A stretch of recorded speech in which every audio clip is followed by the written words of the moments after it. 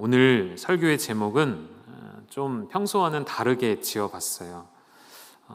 원래대로 한다면 하나님을 사랑한다면 이라고 제목을 지어야 될 것 같은데 제가 반대로 했어요. 세상을 사랑하면 이라고요. 왜냐하면 오늘 15절 말씀에 그대로 단어를 따온 것인데요, 누구든지 세상을 사랑하면 이라는 이 문구에서 제목을 따와 봤습니다. 여러분께 질문을 드려볼게요. 여러분, 세상을 사랑하면서 동시에 하나님을 사랑할 수 있을까요? 세상을 사랑하면서 동시에 하나님도 사랑할 수 있을까요? 질문이라니까요. 답을 주셔야죠. 없죠. 다시 여쭤볼게요. 세상을 사랑하면서 동시에 하나님도 사랑할 수 있나요? 없죠. 아니죠. 여러분께 대답하셨죠. 불가능한 일이에요. 그죠? 세상을 사랑하면서 동시에 하나님도 사랑할 수 있다는 것은 불가능한 일이죠. 그런데 그 불가능한 일을 우리가 해냅니다. 무슨 말인지 이해가 되셨습니까? 그 불가능하고 어려운 일을 저와 여러분이 멋지게 해내고 있어요. 혹시 나는 아닌데 라고 생각하시는 분도 계실 수 있지만, 우리의 삶을 잘 살펴보면 우리는 오늘도 하나님과 세상을 함께 사랑하려고 부단히 애쓰며 노력하고 있다는 것이죠. 성경에 수많은 등장하는 인물들 중에 그런 사람들이 있었고, 가장 먼저 제가 떠올려 본 사람은 솔로몬 왕이었습니다.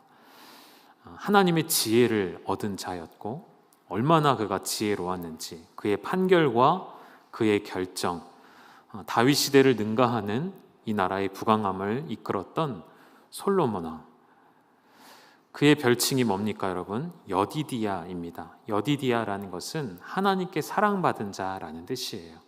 그런데 그는 하나님께 사랑을 받은 것만큼이나 세상을 더욱 사랑했던 왕으로 우리는 기억할 수가 있겠습니다. 그래서 오늘 준비되어진 이 메시지는 세상을 사랑하면서 동시에 하나님도 사랑할 수 있다고 착각하고 있는 저와 여러분에게 주시는 강력한 메시지라고 생각이 되어집니다. 이 말씀을 우리 마음 가운데 잘 새기셔서 이 말씀이 우리 안에 하나님을 사랑하는 것이 아닌 세상을 사랑하고자 하는 마음을 밀어낼 수 있는 그러한 능력 있는 말씀이 되기를 간절히 소망합니다. 세상을 사랑하면서 동시에 하나님을 사랑할 수 없기 때문에 하나님의 사랑을 입은 우리가 세상을 사랑하면 잃어버리게 되는 것들이 있죠. 그것이 첫 번째는 우리의 영혼을 잃어버리게 되는 것이죠. 또한 우리의 영원한 생명도 잃어버리게 될 것입니다. 사람들은, 인간이라면 누구나 다 영원한 것을 꿈꾸고 영원한 삶을 추구합니다. 시대를 막론하고 사람의 고하, 지위, 모든 신분, 남녀노소를 막론하고 누구나 영원히 살기를 원하죠. 절대적인 권력을 얻은 자들, 주체할 수 없는 부를 가진 자들, 그러한 세상에 얻을 수 있는 모든 것을 얻은 자들이 최후에 궁극적으로 꿈꾸는 것은 불로장생, 영원토록 사는 것을 꿈꾸죠. 그런데 문제는 무엇이죠? 영원함이라는 것을 영원하지 않은 곳에서 찾기 때문에 문제가 생기는 것이죠.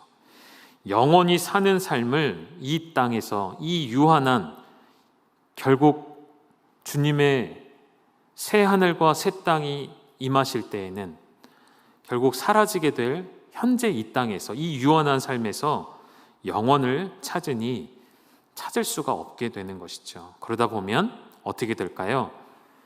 영원함과 유사한 것들을 찾게 되고 그것이 영생인 것처럼 착각하며 살아갈 수밖에 없게 되는 것이죠. 여러분, 영원한 삶은 어디에서 찾을 수 있을까요? 영원하신 하나님께서만. 우리 말씀을 좀 찾아보시죠. 요한일서 1장 2절의 말씀을 보면, 이 생명이 나타내신 바 된지라, 이 영원한 생명을 우리가 보았고 어디서 보았습니까? 예수 그리스도 안에서. 요한일서 2장 25절도 보시죠. 그가 우리에게 약속하신 것은 이것이니 곧 무엇이라고요? 영원한 생명이니라.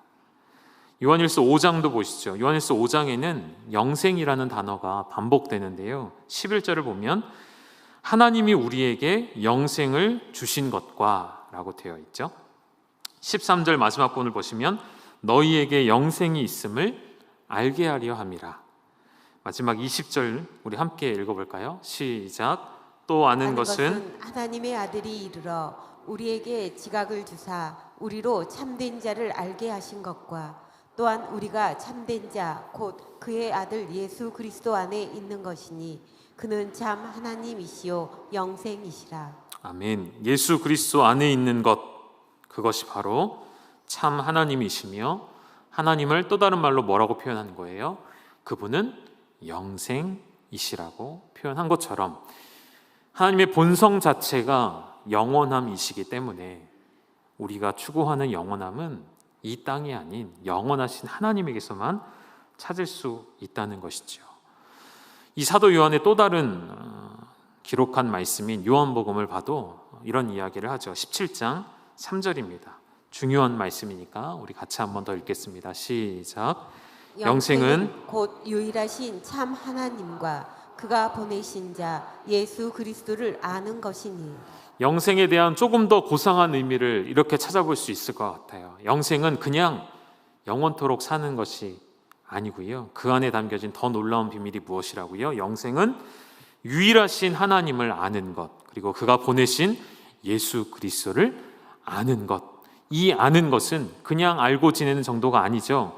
정말로 우리의 모든 것까지도 꿰뚫어 보시는, 그리고 우리 또한 하나님께서 우리 가운데 어떠한 일을 행하셨는지, 우리의 생명을 죽음에서 영원한 삶으로 옮겨 놓으신 그 어떠한 일을 그분이 나에게 행하셨는지를 아는 것, 그분을 체험하는 것, 그분과 동행하는 것, 그것이 바로 영생의 삶인 줄 믿습니다.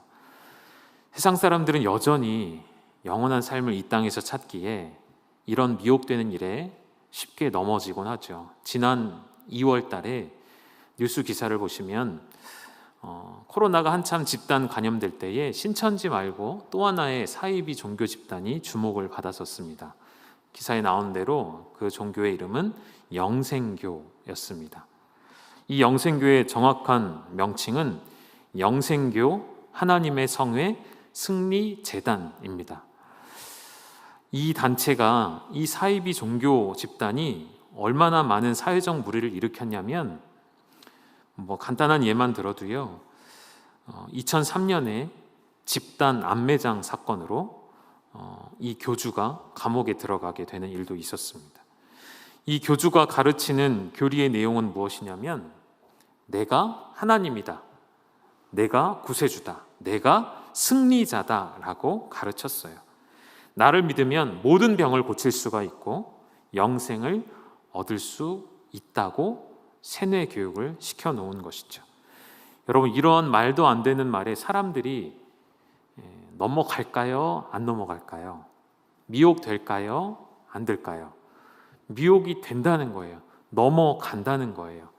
그 사람들의 지식, 학벌, 배경, 그 모든 걸 더 떠나서 그런 것과 상관없이 이 미혹해 하는 것에 넘어가는 거예요. 속는 거예요. 그래서 정말 그 사람이 하나님이라 여기고, 그가 구세주라 여기고, 그가 진정한 승리자라 여기는 거예요. 왜 이렇게 될까요?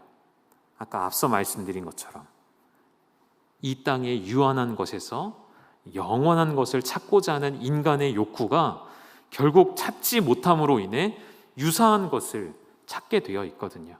그 비슷한 것을 찾아 자신의 안정감을 거기에 두려고 하니까 이런 사이비 종교 집단에 넘어가는 것입니다.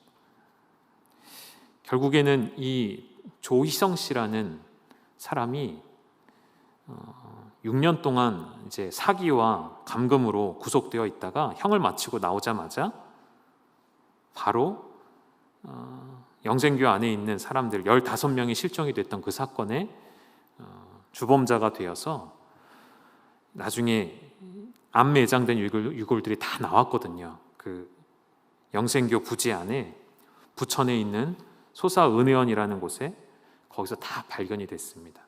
그래서 다시 구속이 되고 사형 선고를 받습니다. 그런데 그 다음 해에 2004년도에 감옥에서 심장마비로 사망하게 돼요. 그들이 그토록 믿었던 영생을 주는 사람이 사망을 하게 됩니다. 그들의 거짓 믿음이 이렇게 적나라하게 드러난 것이죠. 이와 비슷한 가르침을 행하고 있는 사이비 종교 집단이 있죠. 신천지입니다. 여러분 혹시 주변에 신천지인 분들과 대화를 나눠보셨다면 아시겠지만 저는 대화를 나눠본 적이 있거든요. 그들이 믿는 확신 가운데 하나가 뭐냐면 이만희 씨는 절대 죽지 않는다예요. 그냥 말로만 그런 게 아니고 정말 확신을 하시더라고요. 그래서 제가 물어봤어요. 이만희 씨가 죽으면 회개하고 돌아오시겠습니까? 만일 죽으면 그렇게 할 수는 있겠대요. 그러나 절대 안 죽는다는 것을 믿는다는 것이죠. 제가 예언을 하나 하겠습니다. 그렇다고 저를 사이비 그런 종교 지도자로 보시면 안 되겠고요. 여러분도 하실 수 있는 100% 이루어지는 예언. 제가 어떤 예언할 것 같아요? 이만희는 반드시 죽는다. 지켜보십시오. 이루어지나 안 이루어지나. 그런데 이런 염려도 제가 해봤어요.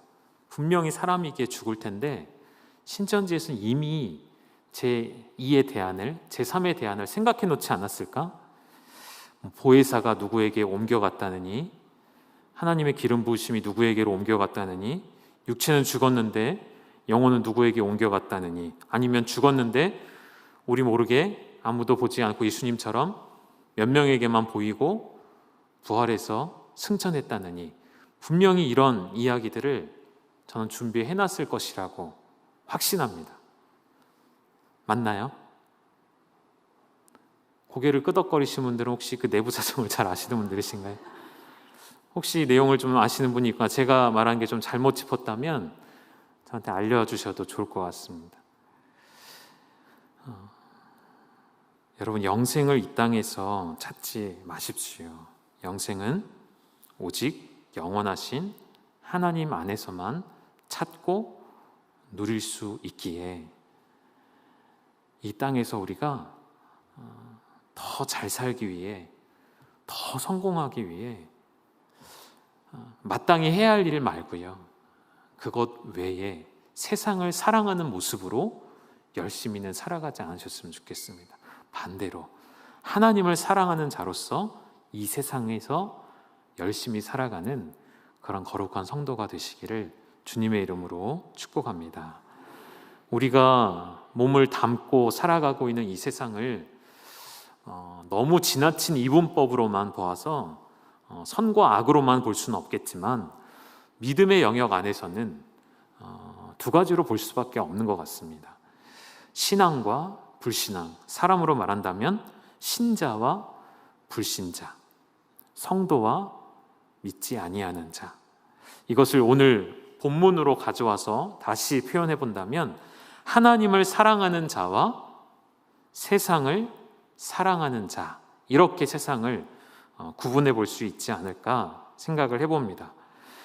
하나님을 사랑하는 자와 세상을 사랑하는 자의 가장 큰 차이는, 하나님을 사랑하는 자는 하나님 안에서 영생을 발견하고 누리는 것이고, 세상을 사랑하는 자들은 그 영생을 여전히 찾지 못해 헤매이고 있다는 큰 차이점인 것이죠. 여러분, 영생은 무엇이라고요? 유일하신 참 하나님과 그의 보내신 아들 예수 그리스도를 아는 것, 그것이 영생인 줄 믿습니다. 그 영생을 이미 저와 여러분은 가지셨기에 그 영생을 누리셔야겠습니다. 그래서 요한은 오늘도 세상을 사랑하지 말라고 이야기하는 것은 단지 세상에 너희들이 매몰되어서 살아가기 때문만이 아니라 세상을 그토록 사랑한다는 것은 너희 안에 하나님을 사랑함이 없다는 증거이고, 그것은 곧 우리가 영생을 누리지 못하고 있다는 증거이기 때문인 것이죠. 이런 복음을 처음 받아들이려고 하는 사람들에게는 이 하나님의 말씀이 얼마나 믿어지지 않는 이야기이겠습니까? 처음 창세기를 펼치고 성경의 첫 장, 첫 구절을 읽을 때부터 아마 숨이 턱 막힐 거예요. 창세기 1장 1절이 어떤 말씀입니까? 태초에 하나님이 천지를 창조하시니라. 여기서부터 넘어설 수 없는데 어찌 그분이 나의 죄를 위해 죽으셨다는 그 진리를 믿을 수가 있을까요? 여러분, 창세기 1장 1절의 말씀이 믿어진다는 것은 그 믿음 역시도 내 의지가 아니라, 내 노력이 아니라 하나님이 주신 믿음이기 때문에 그 사실이 믿어지면 그 사람에게는 이미 하나님의 나라가, 그리고 이 믿음의 세계가 활짝 열려져 있다는 의미가 되는 것이죠. 그래서 오늘 제가 드리고 싶은 말씀은, 하나님께서 세상을 창조하셨는데, 그리고 요한복음 3장 16절에는 하나님이 세상을 이처럼 사랑하신다고 말씀하셨는데, 왜 사도 요한은 2장 15절에서 이 세상이나 세상에 있는 것들을 사랑하지 말라고 이야기할까요? 이 두 구절만 놓고 본다면 성경에 대한 배경 지식이 없고 믿음이 없는 자라면 모순이라고 생각할 수 있겠지만, 우리는 모순이 아니라는 것을 알고 있기에 조금 더 부연 설명해드린다면, 성경에서 가리키는 세상이라는 것은 여러 가지 의미가 있을 수 있습니다. 첫 번째는 창세기 1장 1절의 말씀처럼 태초에 하나님이 천지를 창조하신 이 피조세계를 우리가 세상이라 말하죠. 그런데 여기서 더 강조점을 두고 무게중심을 두는 단어는 피조세계가 아니라 하나님이신 거예요. 강조점이 하나님께 있어서 이 세상을 창조하신 분은 하나님이시다라는 의미로서의 세상을 말하기도 하고요. 두 번째는 이 세상을 살아가는 모든 사람들을 통틀어서 세상이라고도 성경은 표현을 합니다. 아마도 요한복음 3장 16절에 하나님이 세상을 이처럼 사랑하사는 이 두 번째 의미가 포함되어 있어요. 세 번째 의미가 오늘 사도 요한이 말하고자 하는 의미이죠. 이 세상이나 세상에 있는 것들을 사랑하지 말라는 것은 세 번째입니다. 하나님을 거역하는, 하나님을 거절하는, 하나님을 거부하는 세상의 모든 법과 세상의 모든 규칙과 세상의 모든 사상들을 다 포함한 의미가 되는 것이죠. 하나님께서 세상을 만드신 목적을 우리가 간과하거나 그 목적이 뒤바뀌어지면, 여러분, 하나님 세상을 왜 창조하셨죠? 여러 목적이 있으시겠지만 제일 중요한 두 가지의 목적을 꼽는다면 첫 번째는 무엇입니까? 하나님 세상을 왜 만드셨죠? 당신의 영광을 위해서입니다. 하나님께서 찬송을 받으시려 함입니다. 이것이 첫 번째 세상을 창조하신 목적이죠. 두 번째 목적은 무엇일까요? 저는 이렇게 생각합니다. 하나님이 만드신, 하나님이 창조하신 피조세계에 사람이란 존재를 만드셨고, 우리로 하여금 창세기 말씀에 나오는 것처럼 생육하고 번성하도록, 다시 말하면 이 땅에 주어진 모든 것들을 우리에게 누리고 다스리도록 세상을 만드셨습니다. 그런데 이 창조의 두 가지의 목적이 둘 다 맞는데 이 목적의 순서가 뒤바뀌어 버리면 우리는 세상을 더욱 사랑할 수밖에 없는 거예요. 하나님을 사랑하도록 지음받은 존재들이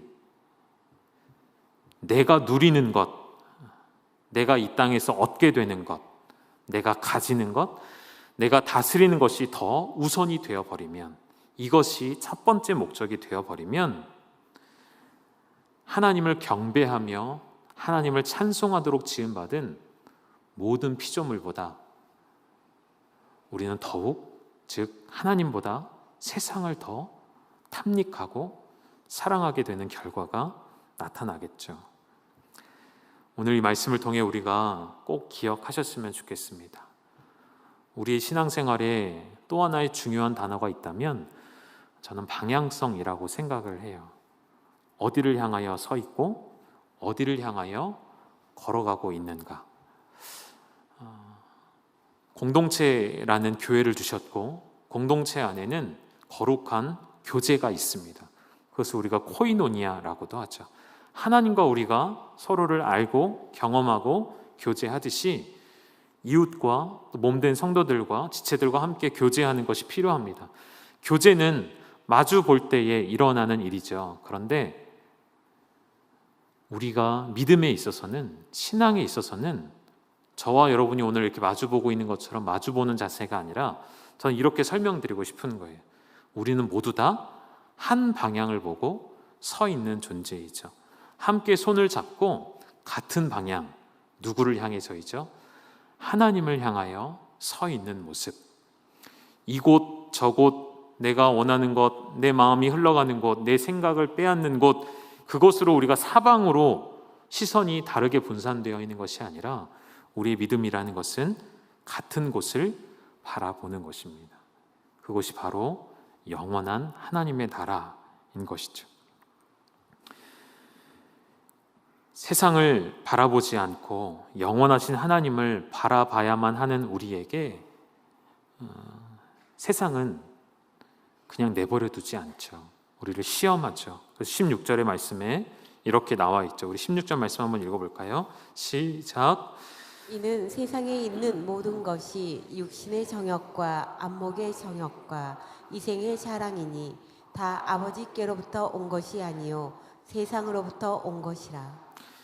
육신의 정욕과 안목의 정욕과 이생의 자랑이 우리 안에 계속 올라와서 이 세상에 있는 모든 것을 사랑하게끔 만드는 그런 욕구가 우리 안에 계속 일어난다는 것이죠.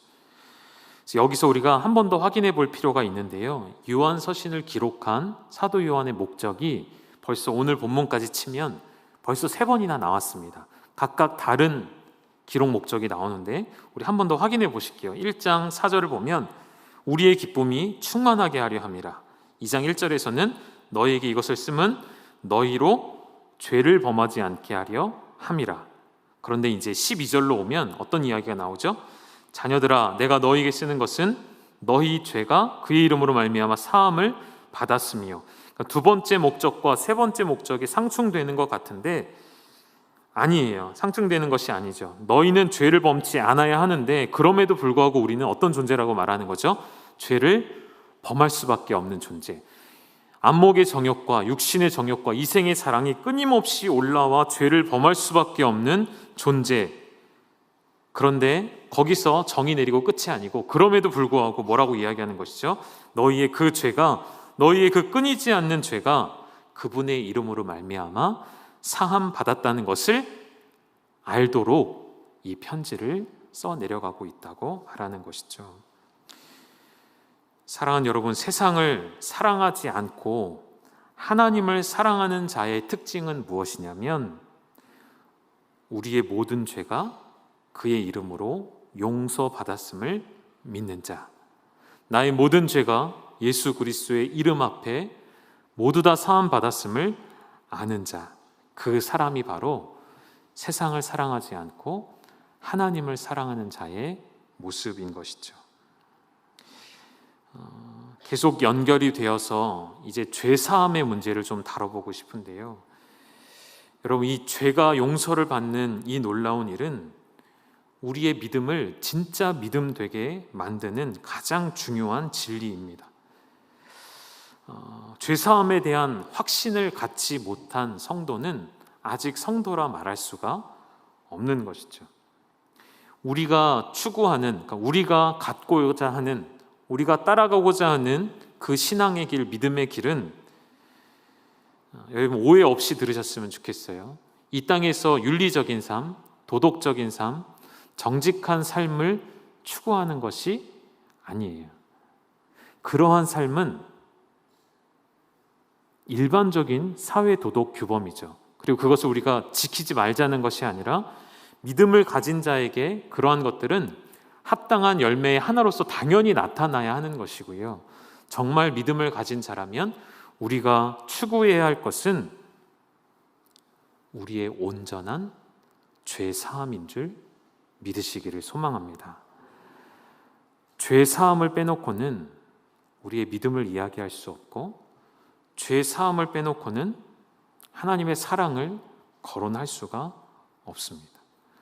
근데 여러분, 세상에서 바라보는 죄에 대한 개념과 성경이 말하는 하나님이 바라보시는 죄에 대한 개념은 조금 다르다고 말씀드릴 수가 있어요. 어떻게 다르다면 한번 생각해 보시겠습니까? 세상의 법 체계에서는 재판으로 간다고 치면 이 판사가 법을 가지고 법에 근거하여서 어떤 사람의 죄에 대해서 그 죄의 무게를 형량을 내릴 때에 여러분 잘 보시면 판사는 죄를 더 덮어 씌우려는 사람일까요? 아니면 어떻게 하면 죄를 감형해 주려는 사람일까요? 잘 보시면 인간의 법은 인간은 선하다부터 출발해요. 그렇기 때문에 계속해서 이 사람의 죄의 무게를 어떻게 하면 조금이라도 감형해 줄 수 있을까? 조금 더 가볍게 해줄 수 있을까를 고민하는 게 이 사회의 법이고 판결이에요. 그러니까 나쁘다는 말이 아니고요. 사회법이 제가 이해하기론 그렇습니다. 이런 이유들을 붙이죠. 이 사람의 심신미약 때문에 이런 범죄를 저질렀습니다. 그리고 이렇게 얘기하면 웬만한 죄는 아주 가벼워진대요. 어떤 게 있죠, 여러분? 술에 취해서 했을 때는 이성적인 사고가 아니고 깨어있는 의식이 아니었기 때문에 감형을 해준대요. 정상 참작이라는 걸 해준다는 것이죠. 세상이 바라보는 죄의 관점은 이러다는 거예요. 어떻다는 것이죠? 그 사람이 죄를 짓고 싶어서 지은 것이 아니라 그 환경이, 그의 자란 배경이, 그가 어쩔 수 없이 죄를 지을 수밖에 없었으니 최대한 반성하는 모습이 있다면 감형을 해주자는 것이죠. 그러나 성경은, 하나님은 죄에 대해서 그렇게 말씀하시지 않습니다. 우리가 잘 아는 로마서 3장 23절은 뭐라고 말씀하시죠? 모든 사람이 죄를 범하였음에 모든 사람의 예외는 없습니다. 모든 사람이 죄를 범하였음에 그 결과가 무엇이죠? 하나님의 영광에 이르지 못하게 되었습니다. 자세한 부연 설명하지 않아요. 모든 사람이 죄를 짓긴 했지만 술 취해서 죄를 지은 자는 제외하고 심신이 미약해서 죄를 지은 사람 빼놓고 그의 환경이 고통스럽고 어려워서 이럴 수밖에 없었던 사람 제외하고, 아니에요. 성경은 그렇게 말하지 않는다는 것이죠. 오직 죄의 결과는 사망이라고 이야기합니다. 로마서 6장 23절 말씀 우리 읽어볼까요? 시작. 죄의 삭은 사망이요 하나님의 은사는 그리스도 예수 우리 주 안에 있는 영생이니라. 아멘. 죄의 삭은 사망이라고 못 박아 이야기해요. 피할 길이 없습니다. 그런데 이 말씀 끝에 우리가 앞에 계속 설명했던 단어가 있네요. 하나님의 은사는 그리스도 예수 우리 주 안에 있는 영생이니라. 죄의 삭은 사망이고 그리스도 안에 있는 것은 영생이라고 말씀하시요. 그러니까 다시 말하면 죄의 값은 사망이기 때문에 인간 스스로는 나의 죄를 갚을 수가 없어요. 왜죠? 그 죄를 갚으려면 생명의 값을 내야 되기 때문에, 생명의 값으로 죽어져야만 갚을 수 있다면 그 누가 자신의 죄를 탕감받을 수 있겠습니까? 우리의 믿음은 그래서 여기서부터 시작된다는 것이죠. 죄의 값이 사망이기에 내 힘으로 해결할 수 없는 그 죄의 값을 나의 생명의 가치와는 비교도 할 수 없으신 존귀하신 창조주이신 우리를 만드신 그분의 생명을 십자가에 내어주심으로 말미암아 우리의 죄값을 치르신 그분의 사랑 안에만 무엇이 있는 것이죠? 영생이 있다고 말씀하시는 것이죠. 사랑하는 여러분, 그래서 우리의 신앙의 출발은 죄 사함에서 출발하는 것입니다. 죄 사함이라는 이 확실한 확신이 우리 가운데 없다면 우리의 모든 신앙은 헛된 신앙이 되고 말 것입니다. 그리고 이 죄 사함은 오직 다른 논리, 다른 계산, 다른 방법으로는 이해할 수 없고요. 오직 사랑으로서만 이해되어지고 믿어지는 죄 사함이라는 것이죠. 우리는 끊임없이 우리 안에 일어나는 육신의 정욕과 안목의 정욕과 이생의 자랑 앞에 여전히 세상을 사랑하려는 그런 마음으로 충만해져 있습니다. 그럼 어떻게 하면 좋을까요? 이미 그런 죄까지 용서하신다고 말씀하시긴 하였지만 오늘도 현재 진행형으로 일어나고 있는 내 안에 있는 정욕과 욕망들을 어찌하면 좋을까요? 지난번에 한번 다루었던 예수님의 광야의 시험이 그에 대한 답을 주신다고 저는 확신합니다. 우리 그림과 함께 좀 살펴볼까요? 예수님의 광야 시험의 첫 번째는 무엇이었죠, 여러분? 돌을 떡이 되게 하라고. 예수님 금식하는 가운데 허기지시고 똑같은 인간으로서 인간의 고통을 느끼고 계실 그때에 돌을 떡으로 되게 하는 능력을 나타내서 너의 육체의 정욕을, 배고픔을 채워보라, 이런 시험이었어요. 두 번째 시험은 뭐였죠? 성전 꼭대기에서 뛰어내려 보라는 시험이었죠. 근데 그 앞에 어떤 말이 붙어 있냐면 네가 하나님의 아들이라면, 네가 하나님의 아들이거든 성전 꼭대기에서 뛰어내리라는 거예요. 이것을 안목의 정욕으로 말해볼 수 있는 것은 네가 하나님의 아들임을 온 세상 사람들에게 성전 꼭대기에서 뛰어내림으로 보여주고 확증해 보라는 거예요. 그러면 모든 이가 너를 따르지 않겠냐는 안목의 정욕을 채워 넣게 하는 것이죠. 세 번째는 이생의 자랑. 세 번째 시험이 무엇이었죠? 천하 만국과 모든 영광을 너에게 줄 테니까 이 세상의 권세자인 나에게 경배하라였습니다. 예수님의 방법, 십자가의 길, 골고다의 언덕을 오르시는 그 길, 고통의 길, 십자가의 그 죽음의 길을 선택하지 말고 더 쉽고 편안한 길이 있다는 거예요. 무엇이죠? 이 세상을 다 얻을 수 있는 한 가지 방법, 쉬운 방법, 세상의 권세자인 나에게 절하도록 해라. 그럼 모든 것을 주겠다는 이 세상의 것들로 너 자신을 채우고 자랑하라는 이생의 자랑이지 않을까요? 이러한 시험들을 예수님은 견디고 이기셨습니다. 무엇으로요? 우리가 알고 있는 대로 말씀으로요. 그리고 그 말씀은 어디에 기록된 말씀이었을까요? 모두 다 신명기에 기록된 말씀이었죠. 말씀을 좀 띄워주시겠습니까? 첫 번째 시험 앞에 예수님은 신명기 8장 3절의 말씀으로 사람이 떡으로만 사는 것이 아니라 여호와의 입에서 나오는 모든 말씀으로, 믿음으로 사는 것임을 알도록 하셨습니다. 두 번째 시험은요, 신명기 6장 16절의 말씀이죠. 하나님 여호와는 시험하지 말라. 주 너의 하나님을 시험하지 말라 말씀하셨죠. 세 번째 시험은요, 신명기 6장 13절의 말씀처럼 너의 하나님 여호와를 경외하고 그만 섬기며 그의 이름만을 높이며 그의 이름으로만 맹세하라 말씀하시며 모든 시험을 말씀으로 물리쳤습니다. 사랑하는 여러분, 오늘 우리 안에 일어나는 정욕을 이길 수 있는 방법은 아무리 찾아봐도 다른 방법이 없더라고요. 주님이 보여주신 방법 외에는 없습니다. 말씀으로 돌아가시고 말씀으로 이기시고 말씀으로 우리 안을 충만히 채울 때에 그 말씀의 능력이 우리 안에 있는 정욕을 밀어내실 줄 믿습니다. 한때 얼마 전에 유행했던 단어, 여러분 욜로라는 단어 아시죠? YOLO, 욜로라는 단어 무슨 뜻입니까? You only live once. 우리말로 하면 인생은 한 번뿐이야 라는 뜻이죠. 추구하는 게 뭐죠?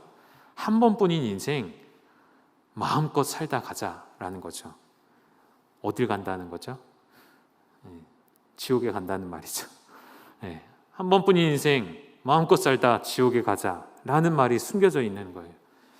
세상은 이 한 번뿐인 유한한 인생을 눈에 보이지도 않는 하나님을 위해 살지 말고 나의 욕망과 나의 정욕을 위해 살라고 우리를 유혹하는 것이죠.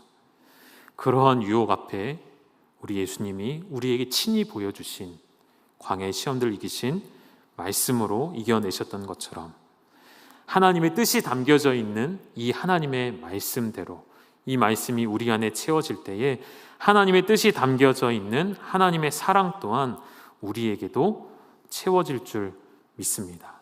사랑하는 여러분, 오늘 우리의 방향이 세상을 향하여 있다면, 그리고 세상을 향하여 걸어가고 있다면 다시 돌이켜서 하나님께로 우리의 몸을 돌리고 세상을 등지되 세상 가운데 빛으로 소금으로서의 역할을 감당하고 주님을 사랑한다고 고백할 수 있는, 이전에는 그 세상의 낙이 기뻤지만 이제는 내 기쁨은 오직 예수 그리스도가 됩니다라는 그러한 믿음의 고백으로 주님 앞에 설 수 있기를 간절히 소망합니다. 우리 같이 찬송가 414장 가사를 생각하시면서 함께 부르시고 기도하시겠습니다. 기도한 후에 우리 권순임 목사님께서 축도해 주시겠습니다. 314장 내 구주 예수를 더욱 사랑, 함께 찬송하겠습니다.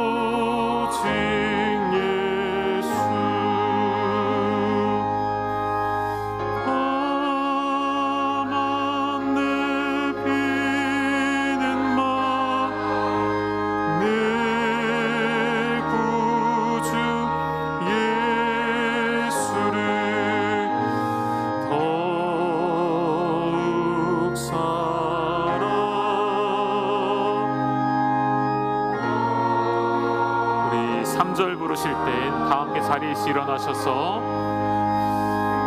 이 세상 떠날 때 찬양하고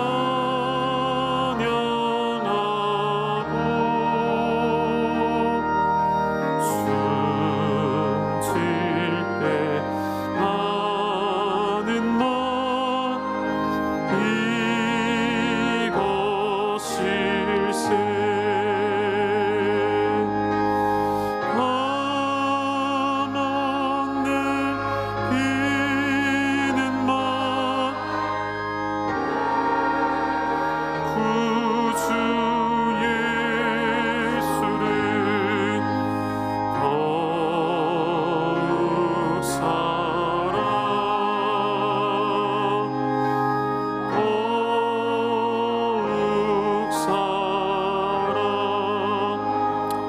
함께 기도하실 때에 주신 말씀을 통해 성령께서 우리의 마음을 도전하셨고 증거하셨다면 오늘 말씀의 찔림을 받아 하나님 앞에 우리가 회개해야 될 부분들을 회개하고 하나님 앞에 우리 입술을 열어 고백해야 할 말들을 고백하게 하여 주시옵소서. 이 세상에 이전엔 세상 낙이 기뻤지만 이제는 내 기쁨은 오직 예수 그리스도 외에는 없습니다라는 믿음의 말이 나의 입술 가운데 고백되어질 수 있도록 나의 삶의 방향이 여전히 세상을 향하여 있다면 하나님께로 돌이켜서 세상을 사랑함으로 내 영혼과 내 영원한 삶을 빼앗기지 아니하고 하나님을 사랑함으로 말미암아 내 안에 죄사함의 은혜로 말미암아 시작된 그 하나님의 놀라운 사랑하심을 오늘도 누리게 하여 주시옵소서. 이런 믿음의 고백으로 함께 통성으로 합심하여 기도하며 나아가시겠습니다.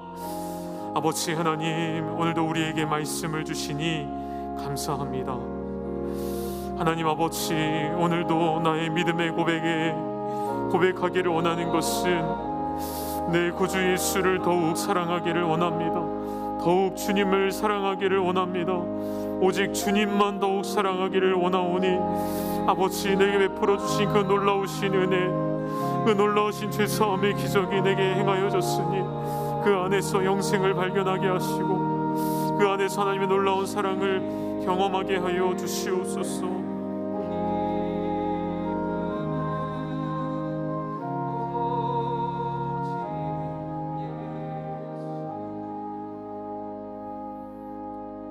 끝까지 사랑하시며 우리를 사랑의 사람으로 만들어주신 주님, 오늘도 거룩한 주일 성전에서 우리 하나님의 사랑으로 놀라운 축복받은 열방의 가족들이 주의 은혜 안에서 마음과 뜻과 정성 모든 이 예배를 받으시옵고 세상을 이기게 하고 모든 영광을 누리게 한 그 영광의 일들을 우리도 같이 맛보며 영생할 수 있게 하여 주시옵소서.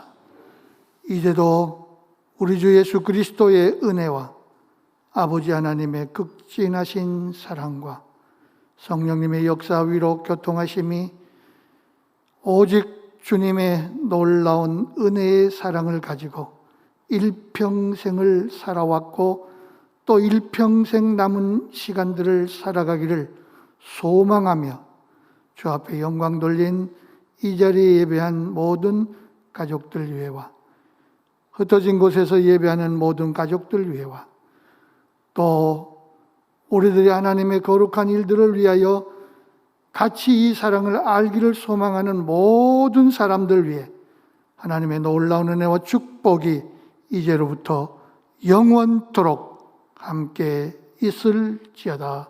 아멘.